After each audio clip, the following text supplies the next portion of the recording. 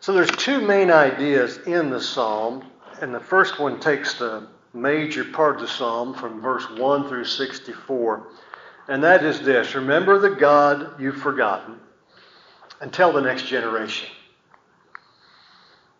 Remember the God you've forgotten and tell the next generation. Let's look at the first 8 verses together. Give ear, O my people, to my law. Incline your ears to the words of my mouth. I will open my mouth in a parable. I will utter dark sayings of old, which we have heard and known, and our fathers have told us. We will not hide them from their children, telling to the generations to come the praises of the Lord, and his strength and his wonderful works that he has done. For he established a testimony in Jacob and appointed a law in Israel, which he commanded our fathers that they should make them known to their children, that the generation to come might know them, the children who would be born, that they may arise and declare them to their children, that they may set their hope in God and not forget the works of God, but keep his commandments, and may not be like their fathers, a stubborn and rebellious generation, a generation that did not set its heart aright and whose spirit was not faithful to God. So you notice there, verse 3, fathers. Verse 4, children, generation to come. Verse 5, fathers, children. Verse 6, generation to come, children, and their children. And verse 8, fathers, and 2 times generations. There's 4 generations you can see there. And it's a reminder that they were only 1 generation away from paganism. And it's the same with us. We're only 1 generation away. God has no grandchildren. And so it's pursuant upon each of us to tell the generations to come, both in the home with our own children, birth children, and in the community or in our sphere of influence, as a generation that knows God, to continue to tell the story. The old story that's never old, it's always new. The gospel of Jesus Christ. That's the idea. A godly past is no guarantee of a godly future. And so we think about our country, where it's at right now, and how God's blessed it, different things like that. We can sometimes forget. And so the psalmist Asaph is saying, remember the God you've forgotten and tell the next generation about it so that they can hear and so they can know. And then to magnify this whole concept of a forgotten God, the history comes in. And Asaph is going to retell the many different times in the history of the nation of Israel that they seemingly forgot God. There are 5 chapters or 5 stories from their history that illustrate this. So let's look at those. That's the bulk of the psalm. After he says you need to tell the next generation, he gives them the evidence that God has been forgotten from time to time. And it could happen again. So tell people, and it won't happen again. First of all, verse 9 through 11, he was forgotten by the northern kingdom. We'll say more about that in the next psalm, the history of how the kingdom came about, because it's very important to the next psalm, Psalm 79. But if you remember, there was a united kingdom. It divided. There was northern 10 tribes and the southern 2 tribes, Judah and Benjamin. And the 10 tribes were totally given to idolatry. Out of all the kings that ruled over the northern kingdom, there was no good kings, no godly kings. The northern kingdom's problems happened when they decided to put a couple of idols, a couple of cows, a couple of golden cows, not the golden calf of Moses, but they decided they needed more than just Jerusalem. Jerusalem was the center. Jerusalem was where the tabernacle was, the temple was built, but they thought it would be better if they put some idols up in the north, up in Dan, northern Israel. That way, the people in the north, they wouldn't have to inconvenience themselves and come down to the south. Said, hey, we can just make another church, we would say another church building or another place to worship. When God had told Moses through Aaron and the priesthood that he was going to put his name in Jerusalem, And so 3 times in a year, every male over 20 was to go to Jerusalem with his family to worship. That was Passover in the spring, Pentecost in the summer, and Tabernacles in the fall. Those 3 feast days, all the families would gather and go to Jerusalem. But somebody had a better idea. And they thought, that's so inconvenient. So inconvenient for us to go all the way down there. So they set the calves up in Dan, and this was the northern kingdom's downfall. The fact that so many there refused to go to Jerusalem, and they said, this is okay. Well, it wasn't okay. So the northern kingdom, the children of Ephraim, verse 9, being armed and carrying bows, turned back in the day of battle. They did not keep the covenant of God. They refused to walk in his love, forgot his works and his wonders that he had shown them. So it's just a summary, synopsis of what happened to them. I'm going to say more about that in the next psalm. Hang tight. So the northern kingdom, they had forgotten God. They did it their way. It was better for them, more convenient for them, more conducive to them, but it disobeyed the very clear command of God that he had placed his name in Jerusalem. And that was the place to worship. In fact, in a few weeks, we'll get to the Psalms of Ascent or the Psalms of Degrees. That's Psalm 120 through 134. And those are the Psalms that they sang when they went up to Jerusalem. It was always up to Jerusalem, 2,500 feet above sea level. So when they went up to Jerusalem to worship, those were the songs that they sang. So this concept of worship in Jerusalem of the one true God was woven into the fabric of their history and commanded in God's word, and yet 10 tribes turned away from it to their own peril, as we shall see in the next psalm. Then verse 12 through verse 16, he talks about the Exodus, the time of the Exodus. Remember, they were in Egypt 400 years or so as slaves in Egypt, in bondage, and how God delivered them miraculously. Verse 12, marvelous things he did in the sight of the fathers in the land of Egypt in the field of Zoan. He divided the sea and caused them to pass through. Of course, that's the Red Sea, Exodus 15. And he made the waters stand up like a heap. In the daytime he led them with the cloud, at the night with the light of fire. Did that all through that time.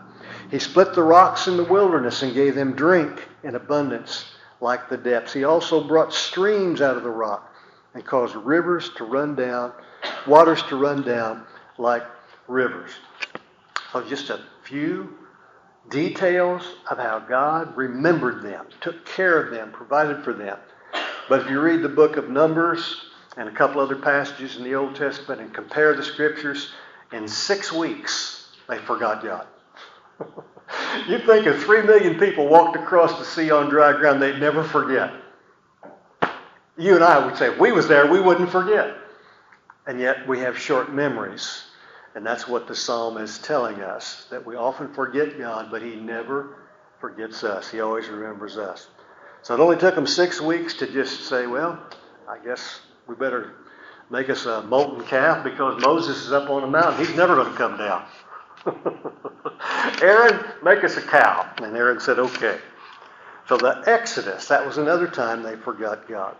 And then that led to verse 17 through 33, the wilderness wanderings. Of course, one leads to another, leads to another.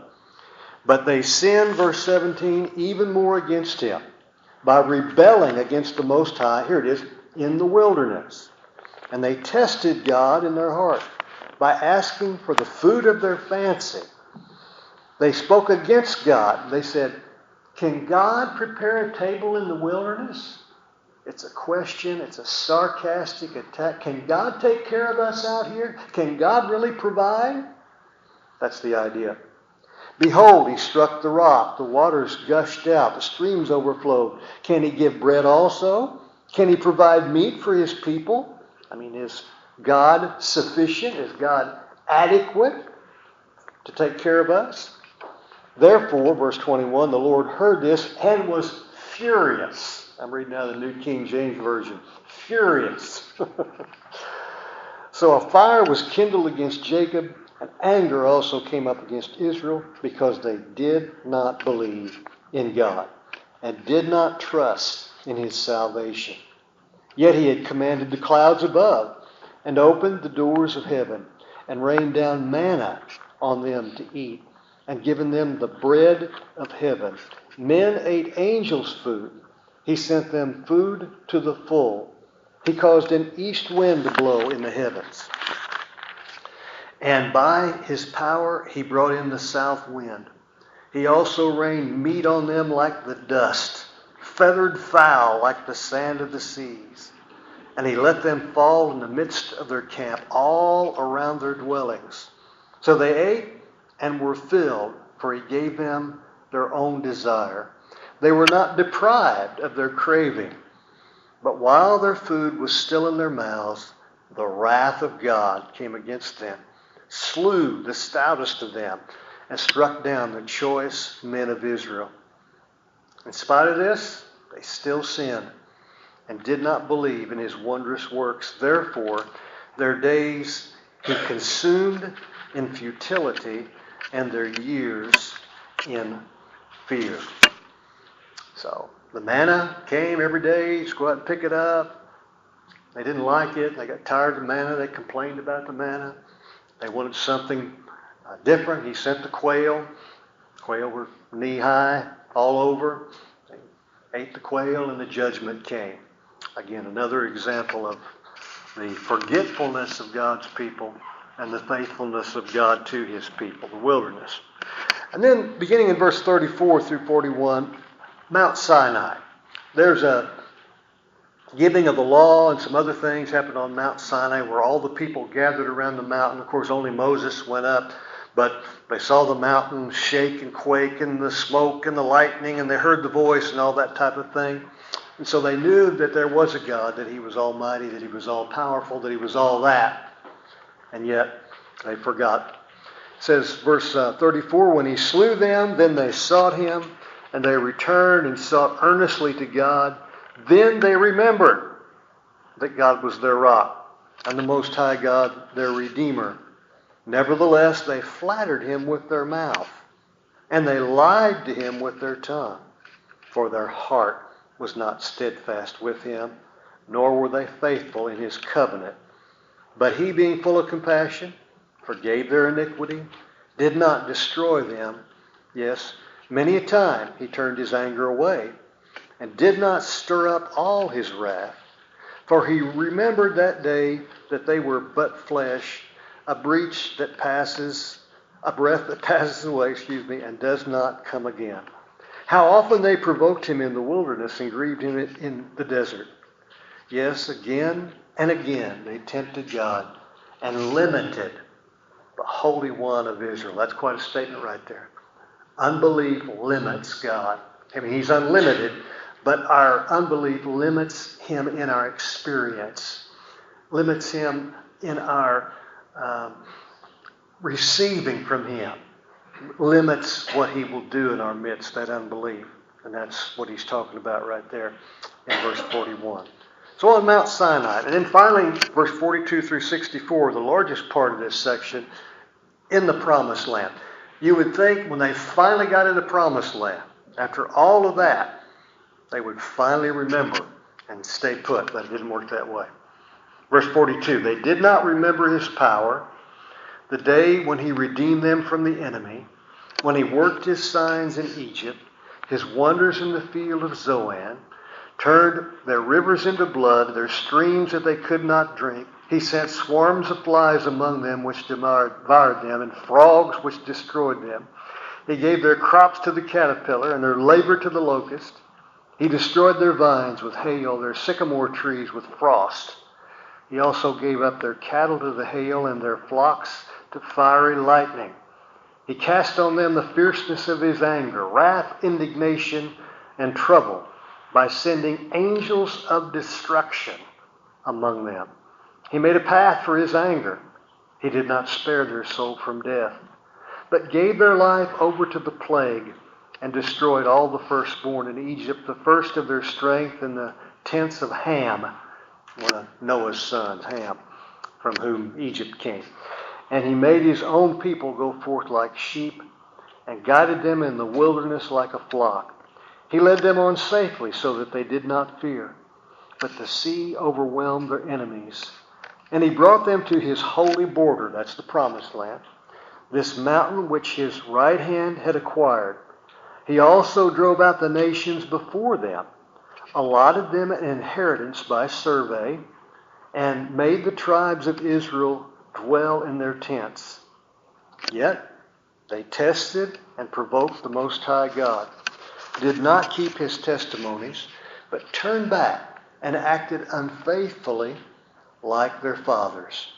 They were turned aside like a deceitful bow, for they provoked him to anger with their high places. They moved him to jealousy with their carved images. When God heard this, he was furious and greatly abhorred Israel, so that he forsook the tabernacle of Shiloh. We looked at that briefly last week, there in 1 Samuel 4, when Samuel was a little guy, and Eli and his sons, and the destruction that came when the Philistines came and carried the ark off. That happened in Shiloh. The tent he had placed among men, verse 61, and delivered his strength into captivity and his glory into the enemy's hand, referring to the Ark of the Covenant. He also gave his people over to the sword and was furious with his inheritance. The fire consumed their young men, and their maidens were not given in marriage. Their priests fell by the sword, and their widows made no lamentation. History keeps repeating itself in a bad way, in a wrong way. So 5 separate recountings, and there's more than that in the Old Testament, but these are the 5 that he picks because they're very well known. And every time they would have sung this song in worship, they would have been reinforcing this truth that we've forgotten God. We need to come back to God. So this would have been a song of revival, of repentance, of renewing, that sort of thing. So remember the God you've forgotten and tell the next generation, because you got a track record of forgetting. And then the last section, remember the God you've forgotten, tell the next generation, because God remembers you. He's going to focus on David and Judah, the tribe of the Messiah, the southern kingdom. Notice verse 68. He chose the tribe of Judah, Mount Zion, Jerusalem, which he loved. He built his sanctuary temple like the heights, like the earth which he has established forever. And he chose David, his servant. Took him from the sheepfolds, from following the ewes that had young he brought him, to shepherd Jacob his people, and Israel his inheritance. So he shepherded them according to the integrity of his heart, and guided them by the skillfulness of his hands. This last little section is a messianic reference. Rooted in history, God chose David to be the representative through the tribe of Judah of the one day who would be the greater than David. 15 times in the New Testament, Jesus is called the Son of David in a messianic sense. He was the descendant of David in a physical sense, in a genealogical sense, but over and over in the New Testament, the Son of David is something that's expressed. I think about the story about blind Bartimaeus. Jesus, thou Son of David, have mercy on me. So the blind man was making a confession that he believed Jesus was the Messiah. The idea that someday after David, someone was going to come who was the Son of David, the Messiah. And that's first talked about here.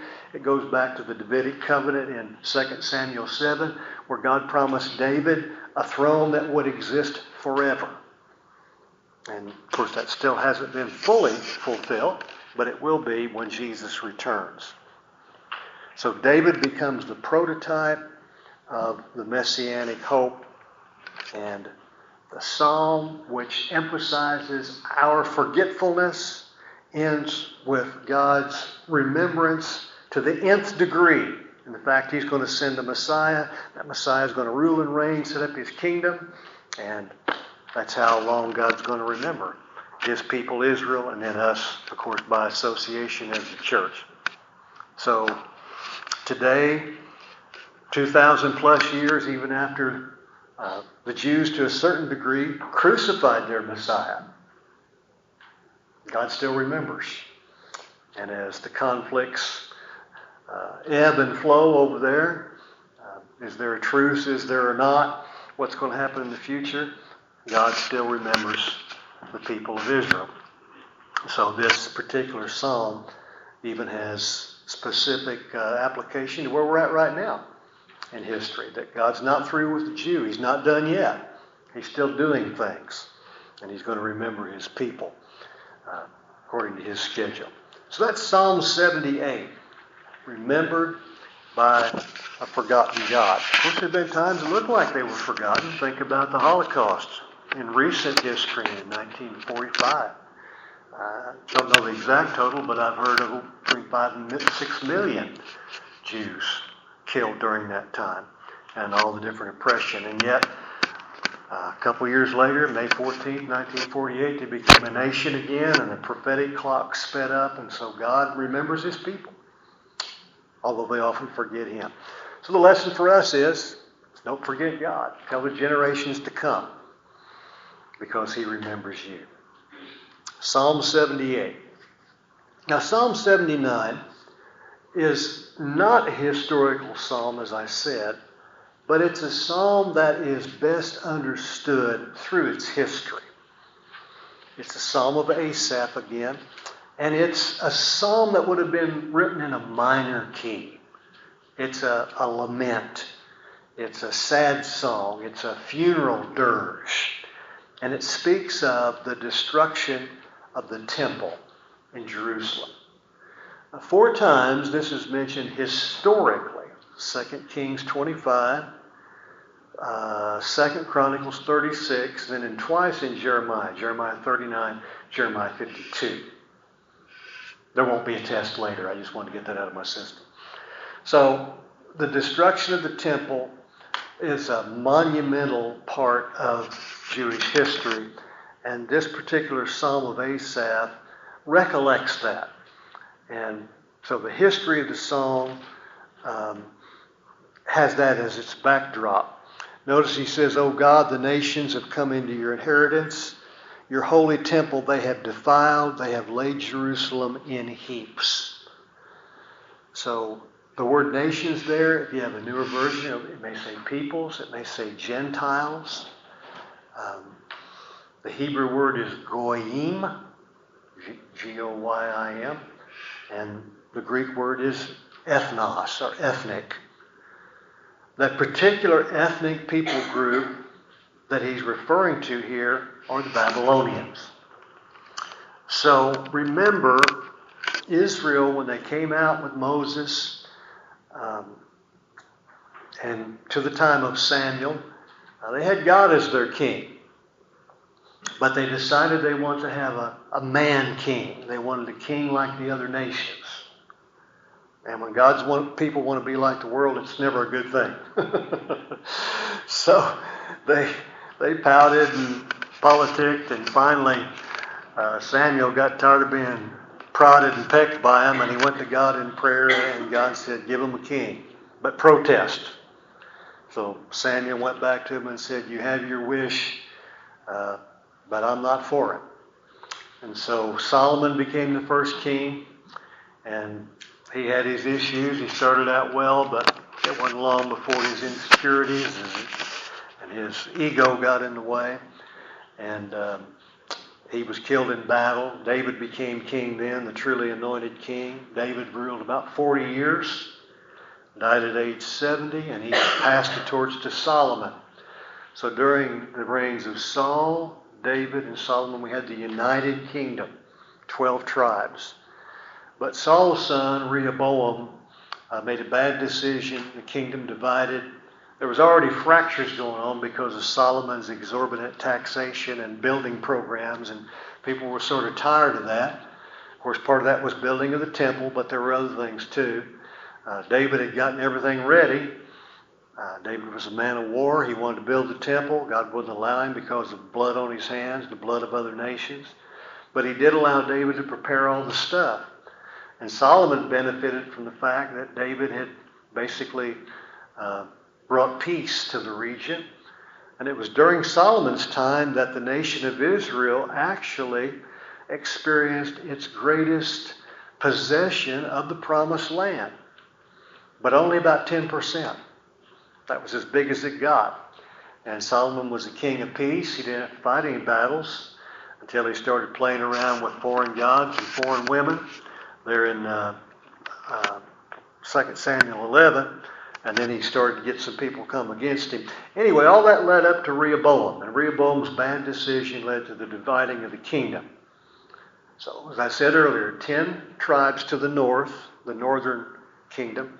2 tribes to the south, Judah and Benjamin. The northern kingdom, whom we just read about in the previous psalm, they fell in 722 BC. Some historians say 721, but depends on how they calculate different dates and things like that. So the idolatry of the calves in Dan eventually caught up with them.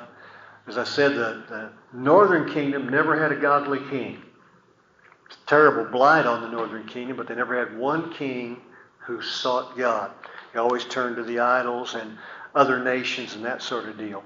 And eventually it was Assyria who came and destroyed the northern kingdom. The last 3 rulers of Assyria that really put the hammer down were Tiglath-Pileser, Shalmaneser, and Sargon. There won't be a test. But Sargon was the final ruler of the Assyrians who basically came down to Samaria. You'll know that from the New Testament. But Samaria was the capital of the northern kingdom, as Jerusalem was the capital of the southern kingdom. But he came down and conquered Samaria, and the 10 northern tribes were lost, quote unquote. They're called the 10 lost tribes. They were assimilated, intermarried, intermingled, and today they don't exist as a recognized entity. God knows where they are. James' letter, the book of James, James addresses his letter to the 12 tribes scattered abroad. We also see 12 tribes mentioned in the book of Revelation several times. Revelation 7, Revelation 14, and other places. So the so-called 10 lost tribes aren't lost. God's going to regather them with the rest of the Jews when the time comes. But that was the whole process whereby the northern kingdom ceased to exist as an ethnic entity in the Bible. Now, the southern kingdom's only one left, 2 tribes. And they didn't learn. They didn't learn from the failure of their 10 siblings. And the southern kingdom lasted until about 606 BC. And in 606 BC, they were carried into captivity by the Babylonians. That brings us back to Psalm 79. It's a history behind this. The Assyrians, who had conquered the northern kingdom, they were conquered by the Babylonians under a general named Nabopolassar. Nabopolassar had a son named Nebuchadnezzar. So in 606 BC, Nabopolassar, he hands off to Nebuchadnezzar. And Nebuchadnezzar becomes a very prominent biblical figure in the history of the nation of Israel at this particular time. So Nebuchadnezzar and the Babylonians were responsible for 3 separate deportations of Jewish people. The first in 606 BC included a young guy named Daniel, teenager. And his 3 friends, Shadrach, Meshach, and Abednego, we know them by their Babylonian names. So in the first deportation of captives from the southern kingdom, the Babylonians took the ones who were strong, or the ones who were smart, or the ones who were good looking. And when the Assyrians conquered a kingdom, they obliterated people. But when the Babylonians conquered a kingdom, they tried to make Babylonians out of them. And you remember Daniel chapter 1, Daniel didn't want to eat the Babylonian bologna. And so that was the first. And then in 597, there was a second deportation of Jewish captives. These included a prophet named Ezekiel. And then finally, in 586 BC, the third deportation of Jewish captives and, verse 1, the destruction of the temple in Jerusalem. So it took Nebuchadnezzar and the Babylonians from 606 BC to 586 BC to actually destroy the temple. This is the Temple of Solomon. This is that temple that was worth billions and billions of dollars. Gold and silver and cedar and granite and on and on. That temple that was so central to everything that they believed in worship, the priesthood and the sacrifices and the relationship with God and the glory and the ark and all that, that temple that David had set aside all the money for and Solomon had built, that's the temple the Babylonians destroyed in 586 BC. And that's the background of verse 1. That's how they got to that point. O God, the nations have come into your inheritance. Your holy temple they have defiled. They have laid Jerusalem in heaps. And obviously the only thing that we as Americans can really relate this to would be 9/11. I mean, that's been 24 years ago now. And there are children born, young people born that didn't experience that day. You know, it was one of those days in our history where were you? What were you doing? You remember, obviously. But that's probably the only thing in our near history that we could relate to that was as graphic and as tragic and as gripping on the soul of an entire nation at the same time as this. And this was even more than that because, you know, outside of the obvious loss of thousands of lives was two, you know, buildings in New York City. It wasn't, you know, like the temple, the only one. But that's the background here of Psalm 79. And there's three parts to this psalm. Verses 1 through 4, I've already described the earthly distress. And the verses 5 through 12, the heavenly request because of the earthly distress. And then verse 13, there's a closing statement of eternal trust. Those are the three main ideas here that I want to get out. And then we'll talk about the future of the temple because it's a very important subject. So the earthly distress, O God, the nations have come into your inheritance, your holy temple they've defiled. They've laid Jerusalem in heaps. The dead bodies of your servants they have given as food for the birds of the heavens. The flesh of your saints to the beasts of the earth. Their blood they have shed like water all around Jerusalem, and there was no one to bury them. We have become a reproach to our neighbors, a scorn and a derision to those who are around us. Again, imagine singing the song in a minor key. It's a sad song. It's a song of lament, of a funeral song, a dirge, a deep mourning, very emotional, connected to the temple. That's the earthly distress. So the second section, 5 through 12, the heavenly request. And Asaph is going to make his prayer, his heavenly request. He's going to appeal to three of God's attributes, his characteristics. First, to the jealousy of God. Second, to the mercy of God. And finally, to the glory of God. Verse 5.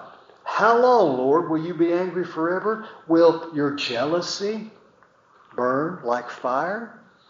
Pour out your wrath on the nations that do not know you, and on the kingdoms that do not call on your name.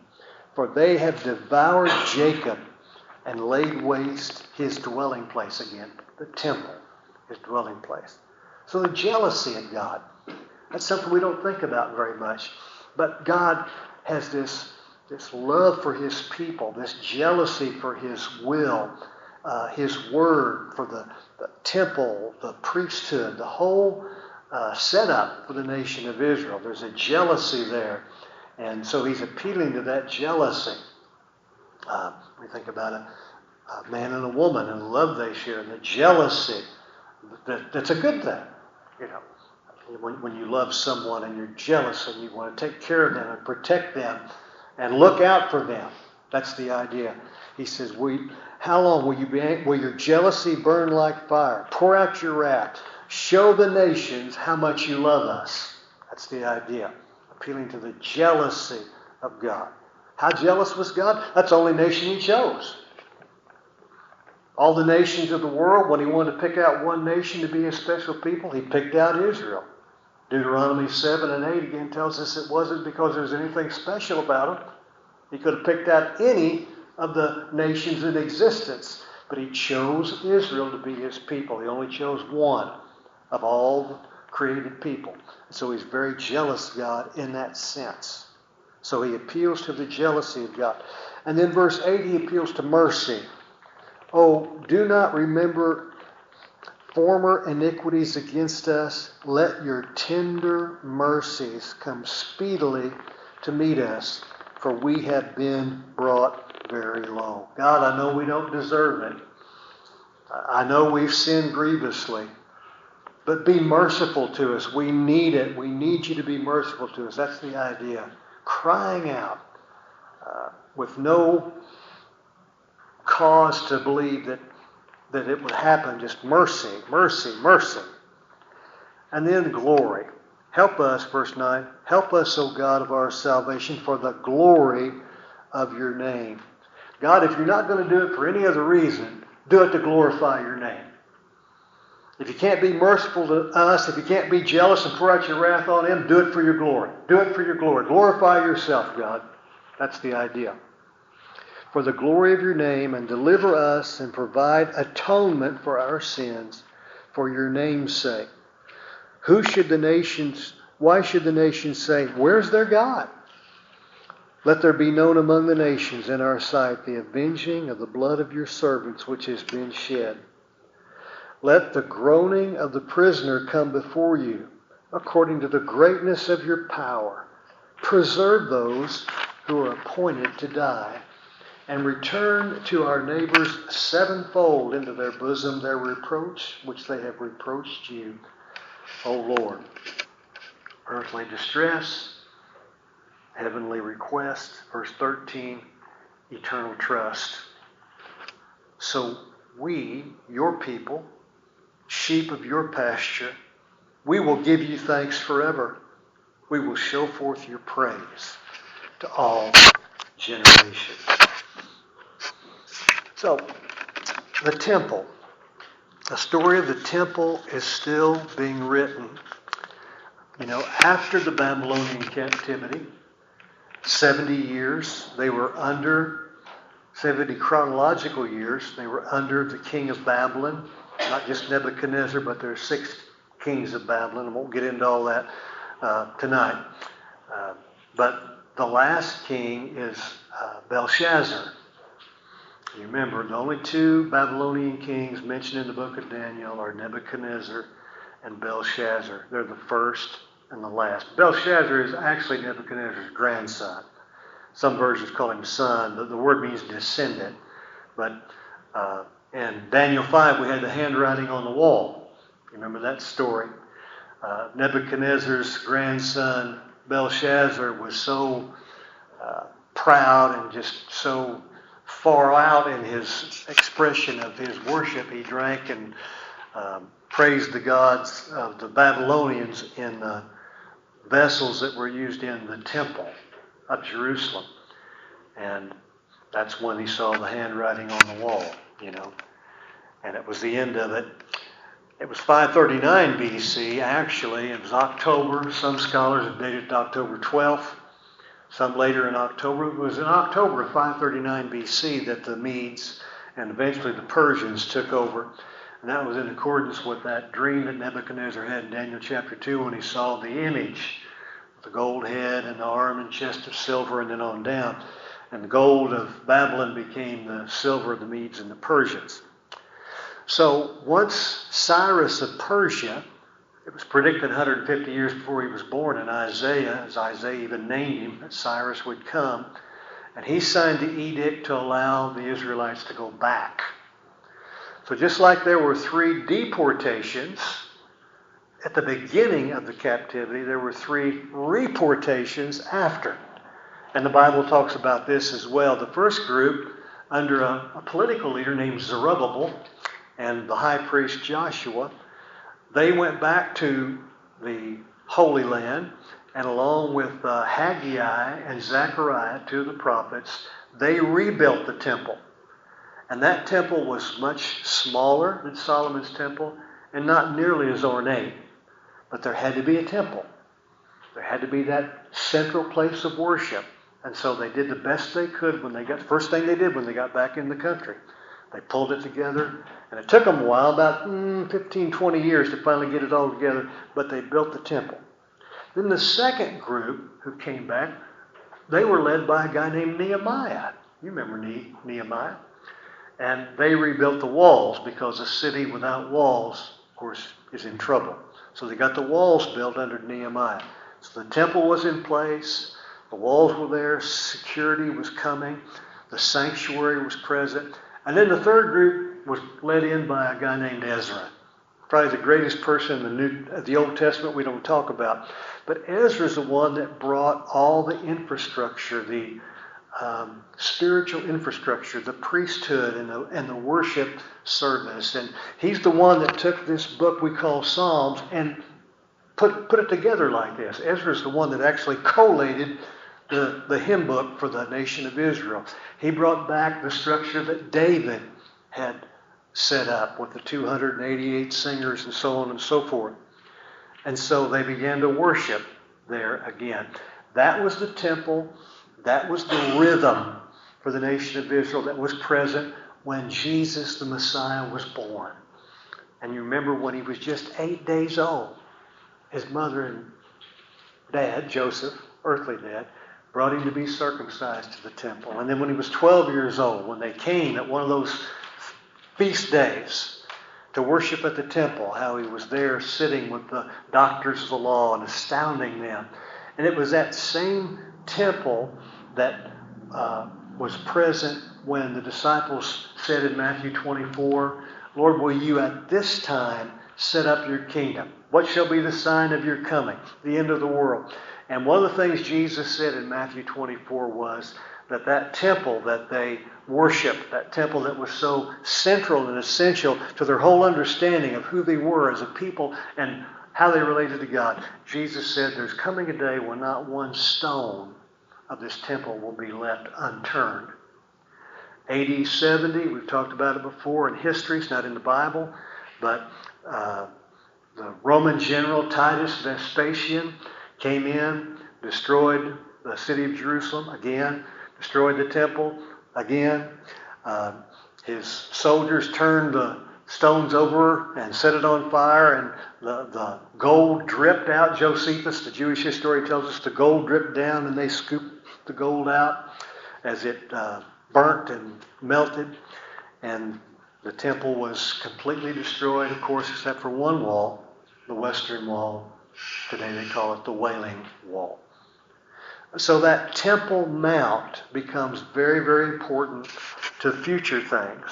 When you look at Revelation chapter 11, it talks about the temple that's sanctioned off part for the nation of Israel, but there's also a section that's quadrated off for the Gentiles, the court of the Gentiles it's called. There in Revelation chapter 11. Ezekiel talks about a millennial temple, Ezekiel chapter 48, in the millennial kingdom. And then Revelation 21:22 says that there's coming a day when there will be no need of the temple. And of course that's what we call heaven or the eternal state.